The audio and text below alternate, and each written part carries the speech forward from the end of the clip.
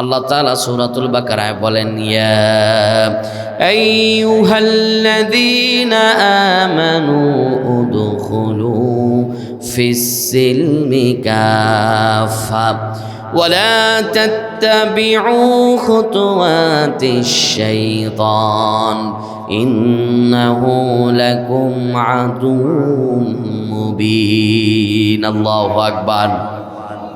আল্লাহ রাব্বুল আলামিন বলেন, ইয়া আইয়ুহাল্লাযীনা আমানু, ওহে যারা ঈমান এনেছো। আল্লাহ রাব্বুল আলামিন এখানে মানুষদের ডাক দিলেন না, বিশ্ববাসীকে ডাক দিলেন না, কোনো কাফিরদের ডাক দিলেন না। আল্লাহ ডাকছেন যে ঈমান এনেছে তাকে। আল্লাহ তাকে ডেকে বলেন, উদখুলু ফিস-সিলমি কাফা, তুমি পরিপূর্ণ ইসলামে প্রবেশ করো। তাহলে বুঝে থাকলে আমার আলোচনা আপনারা এইটুকু বুঝলে উত্তর দেবেন যে ঈমান আনে সে কি ইসলামের ভেতরে না বাহিরে? ভেতরে। আল্লাহ রাব্বুল আলামিন ওই ঈমানদারদেরকে ডেকে বলেন, আবার ইসলামে প্রবেশ করো। ব্যাপারটা কেমন যেন হয়ে গেল। ধরেন আপনি ছোট্ট উদাহরণ দেই। আপনার এলাকার একটা ছেলে নাম হলো এহসান। নাম কি?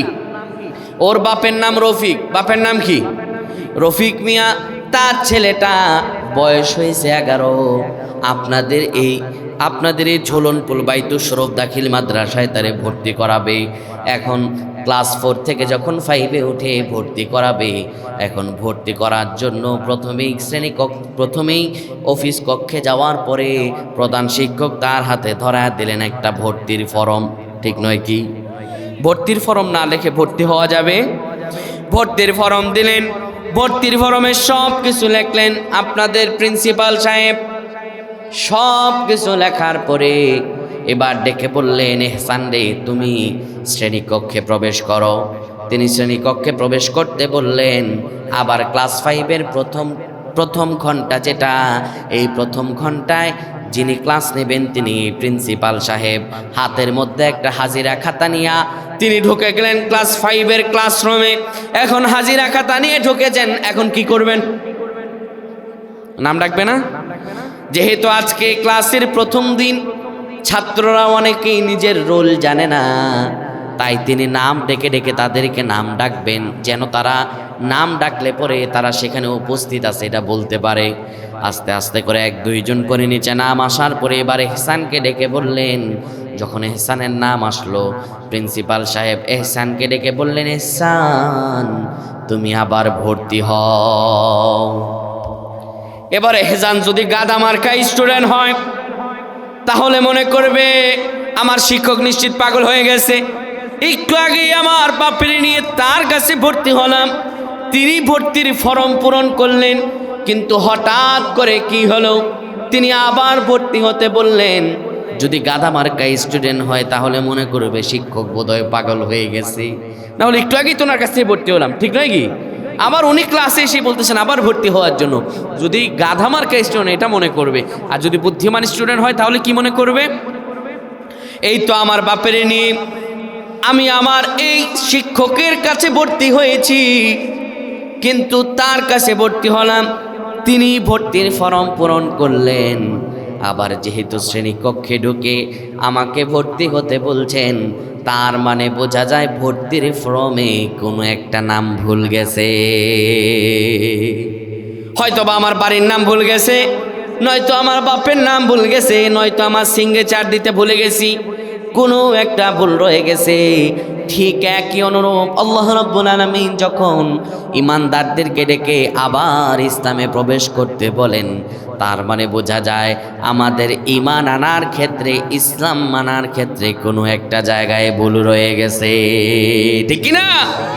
আল্লাহ রাব্বুল আলামিন এই জন্য ঈমানদারদেরকে ডেকে বলেন, ও ঈমানদারেরা, তোমরা যদি বরকত পেতে চাও, আমি আল্লাহ রাব্বুল আলামিন জানিয়ে দিলাম, ওয়াত্তাকাউ লাফাতাহনা আলাইহিম বারাকাতিম মিনাস সামাই ওয়াল আরদ। তাকওয়া অবলম্বন করো, তাকওয়া ভিত্তিক জীবন যাপন করো, তাহলে যিনি বরকতের দরজা খুলে দিবেন, জোরে বলেন তিনি কে? আল্লাহ। আল্লাহ বলেন আমি বরকতের দরজা খুলে দিব।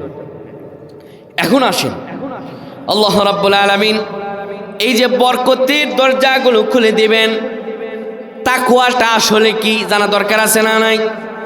এত কথা শুনি তাকওয়া নিয়ে, আসলে তাকওয়াটা কি? আল্লাহ রাব্বুল আলামিনকে সরাসরি আমরা জিজ্ঞেস করি, আল্লাহ আপনি আমাদের কেন বানালেন, কেন সৃষ্টি করলেন? আল্লাহ একটু বলেন না।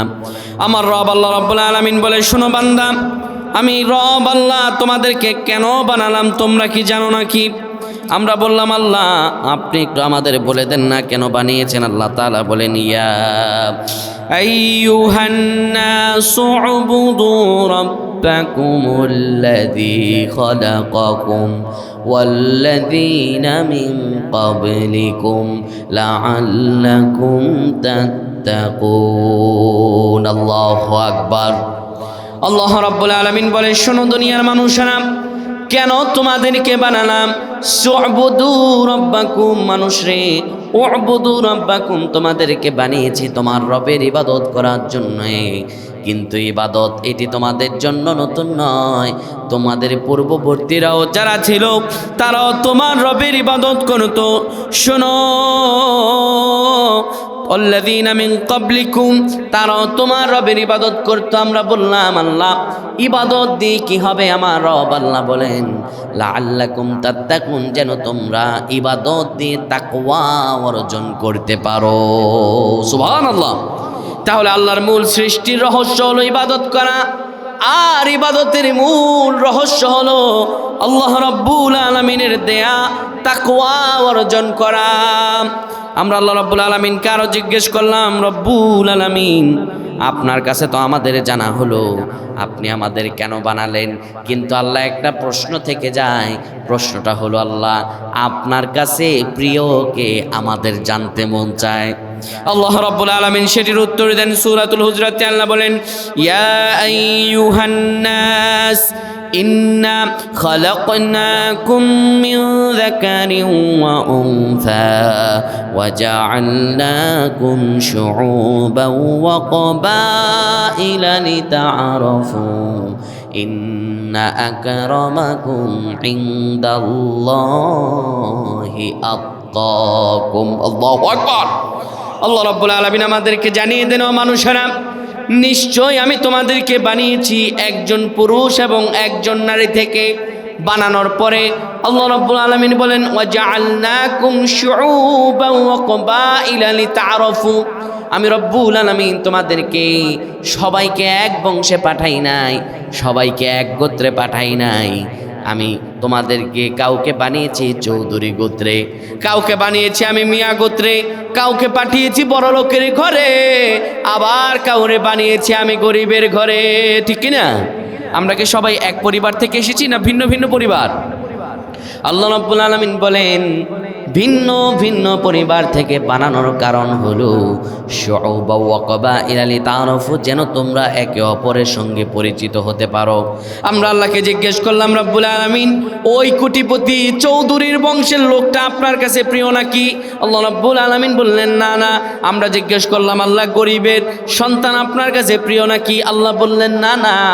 আমরা বললাম, আল্লাহ আপনার কাছে প্রিয় কারা? আমার আল্লাহ জানিয়ে দেন, ইন্না আকরামাকুম ইনদাল্লাহি আতকাকুম।